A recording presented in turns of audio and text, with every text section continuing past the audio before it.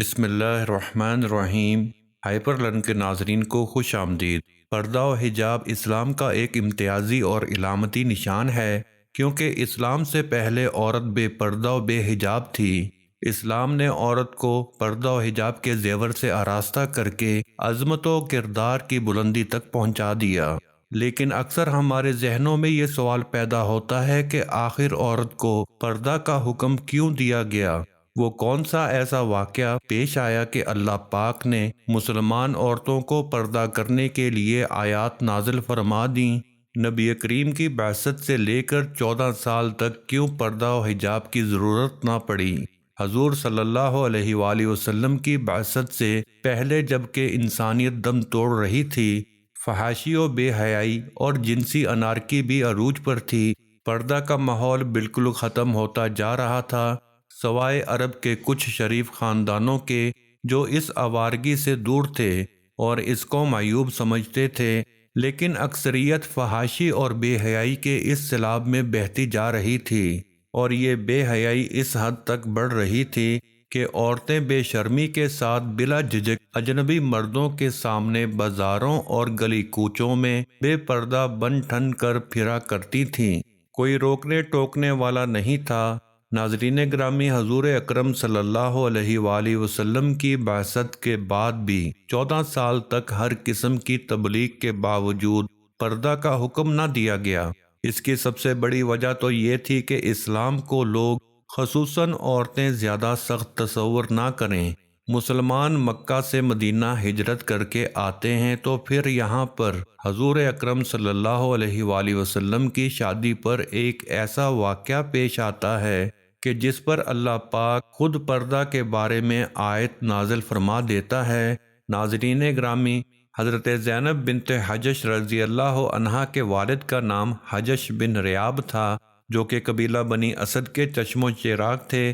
آپ کی والدہ کا نام امیمہ بنت حضرت عبد المطلب تھا، یعنی حضرت زینب بنت حجش نبی کریم صلی اللہ علیہ وآلہ وسلم کی پھوپھی زاد بہن تھیں۔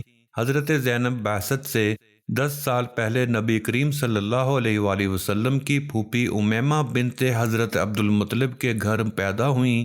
پیدائش پر آپ کا نام براہ رکھا گیا، لیکن جب آپ ایمان لے آئیں تو نبی کریم نے آپ کا نام زینب رکھ دیا، اور آپ نے نبی کریم کے سایہ شفقت میں تعلیم و تربیت حاصل کی۔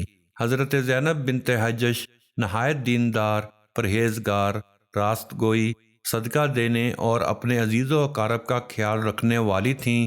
جب آپ جوان ہوئی تو نبی کریم نے آپ کا نکاح اپنے منہ بولے بیٹے حضرت زید رضی اللہ تعالیٰ عنہ سے طے کر دیا، لیکن یہ شادی زیادہ دیر تک نہ چل سکی اور صرف 1 سال بعد حضور اکرم صلی اللہ علیہ وآلہ وسلم کے منہ بولے بیٹے حضرت زید رضی اللہ تعالیٰ عنہ حضور اکرم صلی اللہ علیہ وآلہ وسلم کے پاس حاضر ہوئے اور عرض کی کہ یا رسول اللہ، مزید یہ نکاح نہیں چل سکتا، ہم دونوں کی طبیعت بالکل جدا ہے۔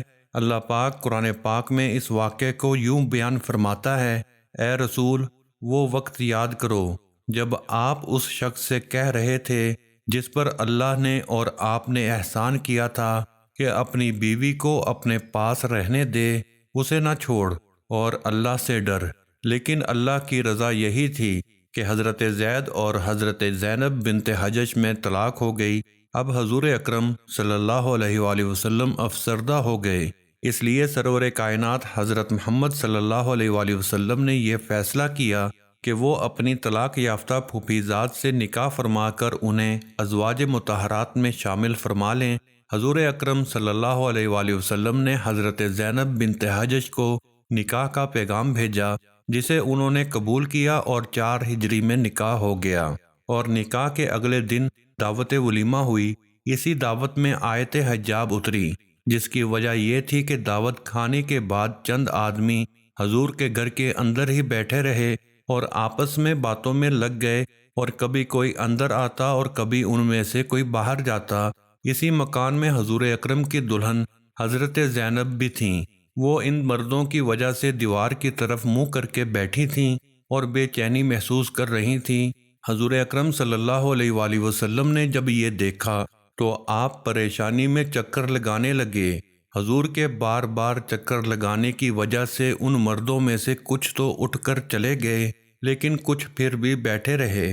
ناظرین گرامی، یہ یاد رہے کہ یہ سب باتیں اللہ پاک نے قرآن میں خود اتاری ہیں، جن کو اس واقعہ کے بعد آپ کو پیش کیا جائے گا۔ چنانچہ نبی کریم نے محسوس کیا کہ یہ چند مرد بلا اجازت اندر باہر آ جا رہے ہیں۔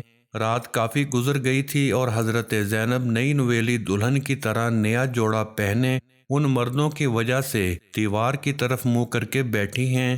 آپ صلی اللہ علیہ وآلہ وسلم کچھ دیر کے لیے خاموشی سے بیٹھ گئے اور پھر فرمایا کہ مجھ پر وحی نازل ہوئی ہے، جس کے الفاظ یوں ہیں: اے ایمان والو، نبی کے گھروں پر مت جایا کرو مگر جس وقت تم کو کھانے کے لیے اجازت دی جائے، اسی طور پر کہ تم اس کی تیاری کے منتظر نہ رہو، لیکن جب تم کو بلایا جائے تب جایا کرو، پھر جب کھانا کھا چکو تو اٹھ کر چلے جایا کرو، اور باتوں میں جی لگا کر مت بیٹھے رہا کرو، اس بات سے نبی کو ناگواری پیدا ہوتی ہے، سو وہ تمہارا لحاظ کرتے ہیں، اور اللہ تعالیٰ صاف بات کہنے سے لحاظ نہیں کرتا ہے، اور جب تم ان سے کوئی چیز مانگو تو پردہ سے باہر مانگو۔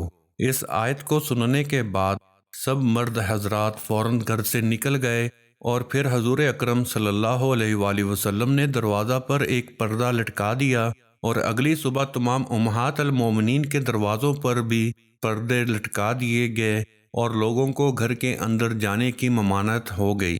یہ ذوالقعدہ سن 4 ہجری کا واقعہ ہے۔ ناظرین، اللہ پاک سے دعا کرتے ہیں کہ یا اللہ ہماری ماں، بہن، بیٹیوں کو پردہ کی توفیق عطا فرما اور ان کو اپنے حفظ و امان میں رکھ اور بری نظر سے بچا۔ آمین یا رب العالمین۔ امید کرتے ہیں کہ آپ کو ہماری یہ ویڈیو پسند آئی ہوگی۔ ملتے ہیں بہت جلد نئی ویڈیو میں۔ اپنا اور اپنے ساتھ والوں کا خیال رکھیے گا۔ اللہ حافظ۔